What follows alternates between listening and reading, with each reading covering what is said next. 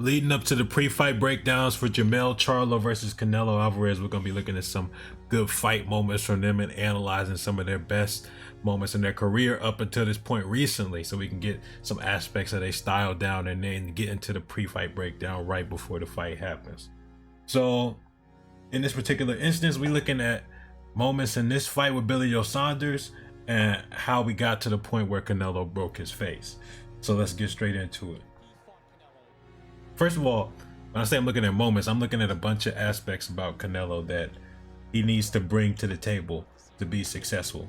So like here, this, like those slight jump backs, like when I was looking at this fight, I was noticing those small things. I'm like, that's the type of Canelo I'm used to seeing. That's the type of Canelo that is a pound for pound top 3, top 5 fighter, where he has that distance control. It's subtle stuff. It looked like it don't really matter that much, but you'll see when we're showing later on, he's getting out of the way of a lot of stuff using that backwards movement. But then also when it comes to the educated feet and the footwork, you got him shuffling in, and a lot of times that's a telegraph, but it works on a lot of his opponents because they don't want to get hit with those power shots, so they get crowded against the ropes, and then he shuffles in like an angry penguin, and then he lands those power shots.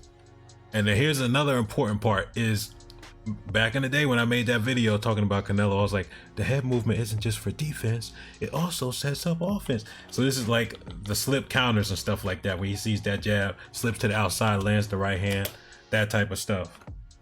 And then you're gonna see some advanced space invasion, him trying to close that distance, him trying to get in Billy Joe's face. And then Billy Joe's gonna be putting out that probe, and Canelo's trying to answer it. Canelo, look, he's answering it, tapping that hand. That's a hand fight, right? So hand fighting, and then he also gets underneath the probe to step inside deeper, pause, and then Billy Joe puts a probe right on his head.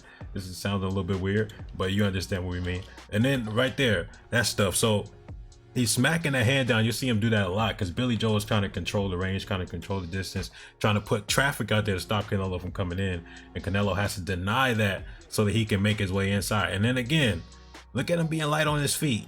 That's the type of, those subtle details in his style that he was losing over time. They were leaking out from his original style. He needs to bring those back in order to become the best version of himself. And you see, he's looking for that uppercut early. This is in the second round. The uppercut that breaks Billy Joe Saunders' face, he's looking for it early. And you're gonna see when I show some examples later on, a lot of it's coming behind a jab or a double jab. He loves the 114 and the 116. He loves that combo. Whenever he throws that lead hand out, kind of flicks it out, and instead of a straightforward jab, he kind of like flicks it out with the elbow. It's never really throwing a jab. It's usually a distraction to throw the backhand. So whenever that hand gets flicked out like that, he throws it out by the elbow instead of coming from the shoulder. It's usually because he's going to throw the backhand. Like, not usually, almost all the time. And here's a compilation of him looking for that uppercut. It's very deliberate. He knows that he's going to duck. So he feints that jab, gets the reaction. Here comes the real thing. 1-1, looking for the 6, the uppercut. He's flicking that jab. That jab's a throwaway. It's not meant to land. It's meant to be a blinder so he can step into range. Look how much distance he covers, and he's right in Billy Joe Saunders' space, and he's looking for that uppercut. And this is one of the reasons you need sharp counter punching to stop Canelo, because if you're not countering him coming in on those entries, he's going to jump in with these big deep steps in, cover this range, and throw big shots. And if you're not punishing for him, he's going to start wearing you down. And then it's obvious to us that Canelo's trying to line Billy Joe Saunders up like a Mexican barber with that uppercut, but Billy Joe Saunders doesn't see that because he's focused on these shots. There, that 1-1-2. Remember that the way he initiates that combo is the same. Jab, jab, and then the backhand. Okay, jab, and then the backhand. So the reason why he's ducking is because a lot of those shots is coming up top. So since they coming up top, he's gonna try and get underneath them. So he has to focus on so many more pieces than just that uppercut. So that's why I say being dynamic, all the parts reinforce each other, going to the body, going to the head, mixing up stuff. That's why he keeps lining them up with that uppercut.